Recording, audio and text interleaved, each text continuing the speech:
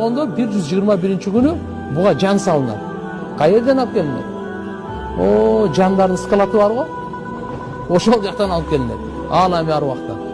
Peygamber sallallahu aleyhi ve sellem aytkanda, enenин içine atan uyruğu jetkende uşu perişte aytat eкен. Perzent bolsunbu, bolбойсунбу деп сурайт экен Алладан. Алладан буйрук келет, perzent bolsun dese, o болот, болбосо болбойт. Экинчи суроо, уул болсунбу, кыз болсунбу дейт. Уул же кыз ошондо чечилет. Макулбу? 121-günü буга жан салынат деген пайгамбарыбыз. Сахи Бухариде бул риваят бар. Баягы о жанды келет дагы жаратып койбоду беле Алла Таала. Ошол салынат. Эми бул дене менен жан экөө бирикти 4 айда.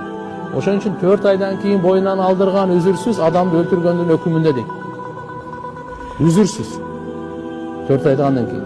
Андан кийин 4 айдан кийин 4 нерсеси жазылат.